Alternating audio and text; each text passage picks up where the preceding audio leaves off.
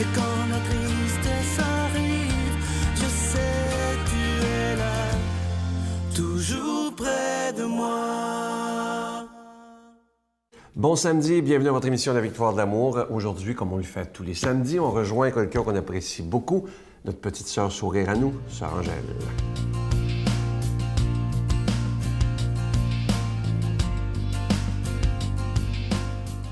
Bonne journée. Comme vous voyez, on a de l'imagination, hein? Puis, je voulais vraiment, là, j'ai dit, vous savez, sœur Angèle ne fait pas ça tout seul, on est toute une équipe. Il ne faut pas oublier ça, parce que ça demande toujours de la réflexion. On réfléchit ensemble, puis on crée des choses. Alors, j'ai demandé, j'ai dit, bon, alors, Ginette, elle est à sa retraite, puis là, elle a du temps, puis ça lui fait plaisir de partager avec la Victoire de l'amour le matin de Dieu. Alors, je tiens à la remercier. Et puis vous, je suis sûre que vous enregistrez toujours toutes les mises en place de chaque jour. Alors, aujourd'hui, je parle de l'enthousiasme. Il faut être enthousiaste de tout ce qu'on fait. C'est pour ça que je parlais de ça. Et là, voilà, l'enthousiasme de toutes les forces expansives. Après la foi, l'enthousiasme est la plus grande. L'enthousiasme est la lumière que vous voyez ici, qui permet à notre expérience de briller jusqu'aux étoiles. Il y a toujours une lumière qui répond avec celle-ci et la lumière qui vient, que ce soit le soleil, que ce soit la lune, que ce soit les étoiles et que ce soit vos yeux. Nos deux yeux, c'est deux lumières qui lient l'âme de l'être humain, qui correspond à ça. Et souvent, on ne parle pas. Un regard suffit pour découvrir ce que la personne peut vivre.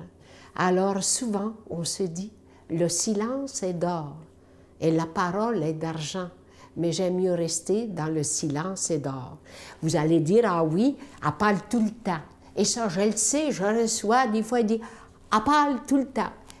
Oui, je suis là pour parler, mais entre-temps, je réfléchis et j'ai pris pour être capable de vous transmettre des choses que vous cherchez. Et parfois, vous dites, comment je peux faire pour trouver une phrase qui me donne consolation et qui me donne la force de continuer? Ça ne prend pas grand-chose. Une phrase, c'est beaucoup. Et savoir l'utiliser. Et c'est pour ça, je lis doucement comme l'enthousiasme. Souvent, c'est quoi? Mais il faut être enthousiaste. Il ne faut pas perdre cette flamme. Souvent, ils me disent, mais vous n'êtes pas tanné de cuisiner. J'ai dit non, parce que je continue la vie. Alors vous, faites comme moi. Cuisinez et gardez la vie. Notre Père qui es aux cieux, que ton nom soit sanctifié, que ton règne vienne, que ta volonté soit faite sur la terre comme au ciel. Donne-nous aujourd'hui notre pain de ce jour. Pardonne-nous nos offenses, comme nous pardonnons à ceux qui nous ont offensés. Ne nous laisse pas entrer en tentation, mais délivre-nous du mal, car c'est à toi qu'appartient le règne, la puissance et la gloire, pour les siècles des siècles. Amen. La Victoire de l'amour vous invite à sa retraite spirituelle dans le centre du Québec les 7, 8 et 9 octobre 2016, sous le thème « Le nom de Dieu et miséricorde ». Venez vivre des moments de ressourcement inoubliables en compagnie de l'abbé Éloi Giard, Pierre-Luc Bordelot, sœur Angèle, Sylvain Charon, Brigitte Bédard, Miguel Padilla, avec la présence exceptionnelle de Franck Nicolas, conférencier reconnu mondialement, qui nous enseignera sur l'importance du pardon. À l'hôtel et suite Le Dauphin à Drummondville, réservé au 514-523-4433 ou sans frais 1-888-811-92-91. Venez vivre une expérience de libération intérieure inoubliable pour être enfin libre.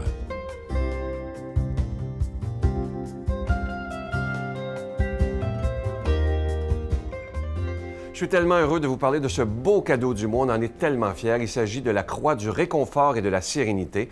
Elle est fabriquée au Québec. Elle est en zinc et c'est un fini nickel antique. Cette croix, elle est déjà bénite, bien entendu. Vous la voyez à l'écran, il est inscrit sur la croix « Seigneur, accorde-moi la sérénité ». Et ce qu'il y a de particulier avec cette croix-là, qui est assez unique, c'est que vous voyez qu'il y a un petit trou. Alors, c'est pour... Vous allez recevoir 3 papiers avec la croix. Vous inscrivez vos intentions de prière, vous roulez et vous mettez ça dans la croix. C'est très symbolique, c'est pour montrer cette confiance extraordinaire qu'on a, que Jésus va répondre à notre prière. Je vous rappelle que cette croix, elle a une forme particulière, c'est pour ça qu'on l'appelle la croix du réconfort. C'est lorsqu'on la tient dans notre main, on sent comme une paix, on sent comme un réconfort. Alors, elle est fabriquée exprès pour ça. Alors, je vous rappelle qu'elle est déjà bénite, bien entendu. Et je dois vous dire que ça se donne vraiment, vraiment bien en cadeau. Vous pouvez la mettre dans votre sac à main, sur votre table de nuit, dans votre auto, peu importe, mais c'est vraiment unique et ça se donne très, très bien en cadeau. Je vous donne l'adresse, la Victoire de l'Amour, casier postal 120, succursale Boucherville à Boucherville, le J4B 5E6, je vous la redonne, la Victoire de l'Amour, casier postal 120, succursale Boucherville à Boucherville, le J4B 5E6. Également par téléphone, par carte de crédit du lundi au vendredi, de 8h30 à 16h30 dans le 514-523-4433, 523-4433 ou sans frais, le 1-888-811-9291, 1-888-811-9291 et aussi sur notre site Internet, le www.lavictoiredelamour.org. Merci de tout cœur de votre prière, c'est tellement important et merci de votre générosité.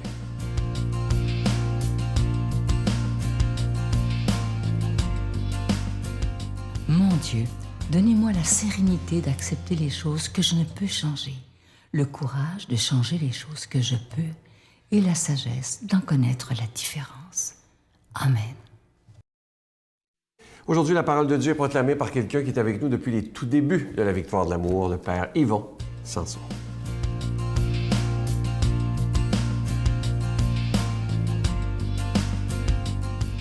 Bon samedi matin à chacun et chacune d'entre vous. L'Évangile d'aujourd'hui nous est donné par saint Matthieu. Jésus déclara à la foule et à ses disciples: « Les scribes et les pharisiens enseignent dans la chair de Moïse. Pratiquez donc et observez tout ce qu'ils peuvent vous dire, mais n'agissez pas d'après leurs actes. Car ils disent et ne font pas. Ils lient de pesants fardeaux et en chargent les épaules des gens, mais eux-mêmes ne veulent pas remuer du bout du doigt. Ils agissent toujours pour être remarqués des hommes. Ils portent sur eux des phylactères très larges et de longues franges. Ils aiment les places d'honneur et les repas, les premiers rangs dans les synagogues, les salutations sur les places publiques. Mais ils aiment aussi recevoir des gens le titre de rabbi. Pour vous, ne vous faites pas donner le titre de rabbi, car vous n'avez qu'un seul enseignant et vous êtes tous des frères. Ne donnez à personne sur terre le nom de Père, car vous n'avez qu'un seul Père, celui qui est dans les cieux. Ne vous faites pas appeler non plus Maître, car vous n'avez qu'un seul Maître, le Christ. Le plus grand parmi vous sera votre serviteur. Qui s'élèvera sera abaissé, qui s'abaissera sera élevé. Beaucoup de choses dans cet évangile ce matin. Les scribes et les pharisiens enseignent des choses et n'osent même pas eux-mêmes toucher du bout du doigt tout ce qu'ils enseignent. À quelque part, est-ce que Jésus est en train de nous dire que la loi est mauvaise, qu'on enseigne de mauvaises choses, ou il est en train de nous dire quelque part, ceux qui enseignent ne sont pas toujours en concordance avec ce qu'ils enseignent. Un de mes amis dit souvent, il faut que les bottines concordent avec les babines. Ce qui veut dire, ce que j'enseigne par la bouche, je dois le mettre en action, bien sûr. L'une des personnes qui nous donne vraiment cet exemple, c'est notre bon pape François. François enseigne et il fait. Il dérange beaucoup. C'est justement pour ça que sa vérité nous rejoint fortement au cœur. Tout ce qu'il enseigne, il essaie de mettre en vérité dans sa vie. C'est l'invitation que le Seigneur nous fait. Mais je lis aussi dans cet évangile d'aujourd'hui, quelque part, les pharisiens enseignent ça. Ils ont des lois, c'est incroyable. Et par contre, à côté, ils ne font presque rien. Qu'est-ce qui est important? D'enseigner 1000 lois à suivre ou d'aller à l'essentiel? Un jour, quelques disciples demandaient à Jésus, « Seigneur, quel est le plus important dans tout ce que tu enseignes? Qu'est-ce qu'on doit vraiment suivre? Est-ce qu'on doit regarder le lavage des coupes, des mains, des pieds, de la tête, mettre du parfum, faire ceci, faire cela? » Le Seigneur répond simplement, il y a 2 grands commandements. Aime ton Dieu de tout ton cœur, de toute ta force, de tout ton esprit. Et aime ton prochain comme toi-même. Aime ton Dieu, aime ton prochain et aime-toi. Aime ton prochain, aime-toi, ça va ensemble. 2 grands commandements qui résument dans le fond tout l'Évangile. Et parfois, quand on commence à lire l'Évangile, il y a beaucoup de choses, on se dit, mais qu'est-ce que je dois faire dans tout ça? Quel est le plus important? Quel est l'essentiel? Et le Seigneur nous a répondu à cela. Aime ton Dieu de tout ton cœur, de toute ton âme, et aime ton prochain comme toi-même. Ce qui est assez intéressant dans ces 2 grands commandements, c'est que dans les grandes religions du monde, qu'on prenne n'importe quelle grande religion du monde, il y a toujours ces mêmes commandements. Aime ton Dieu. Et je dirais ce matin à ceux qui nous écoutent, il y a des chrétiens, il y a des catholiques qui nous écoutent, mais il y a des gens de d'autres dominations aussi. Ça, c'est intéressant. Il y a des gens de d'autres religions aussi. Et le Seigneur dit toujours la même chose. Aime ton Dieu. Ce matin, je ne veux pas que tu changes de Dieu parce que tu écoutes quelqu'un qui est de religion catholique. Mais si tu es d'une autre religion, mets ton cœur parfaitement en harmonie à aimer ton Dieu. C'est ce que le Seigneur dit dans l'Évangile ici. Et aime ton prochain. Aime ton prochain, ça veut dire souhaite du bien à ceux qui t'entourent. Et ce que tu voudrais qu'on te fasse à toi, alors fais-le pour ton prochain. Et ce que tu ne veux pas qu'on te fasse, ne le fais pas à ton prochain.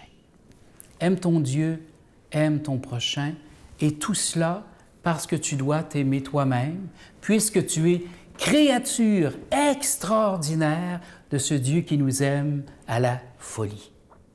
C'est notre bon Saint François qui a découvert un jour qu'il devait s'aimer et aimer le corps que le Seigneur lui avait donné, puisqu'il était le temple de l'Esprit.